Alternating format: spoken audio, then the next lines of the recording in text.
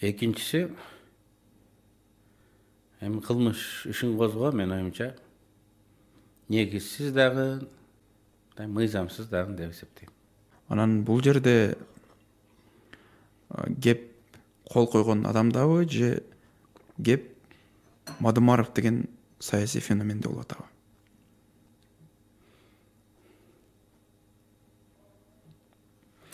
Мен кечээ Нурлан Сулаймановдун фамилиясын атадым. Эми ал жигитке мен эч кандай жамандыгым жок да. Жамандыгым жок. Бирок анын атын атабай аттап өтүп кетсе дагы болбойт. Эми укса ал эми мага капа болбош керек дейм. Мадумаров Коопсуздук кеңешинин катчысы катары протоколго кол койгон. Бул ниет деп аталат. Ошонун негизинде же ошону эске алуу менен өкмөт келишимдерди тексттерин даярдап, өкмөт өкүлдөрү өкмөттүн атынан ыйгарым укугу бар адамдар кол коет.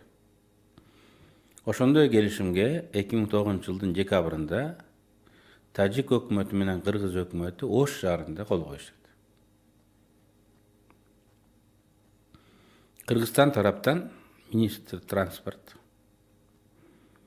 Нурлан Сулайманов кол коет. Анан парламентке киргизишет. Эми Ак Жолдун партиясы үстөмдүк кылган парламент аны колдоп бермек. Ошол биз айтып аткан жер түбөлүк тажиктерге кетмек. Бирок Кыргызстандын мешенесине, бактысына апрель революциясы болот. Анан ал келишим ратификация болбой токтоп калат. Үлгүрбөй калышат. Үлгүрбөй калат. Анан жаңы парламент келет дагы. Алар аны Исмаил Исаков комитеттин төрагасы ал Кыргызстандын кызыкчылыгына жооп бербейт. Бул келишим протокол эмес. Келишим. Келишим жооп бербейт деп парламент ратификация кылбай коет.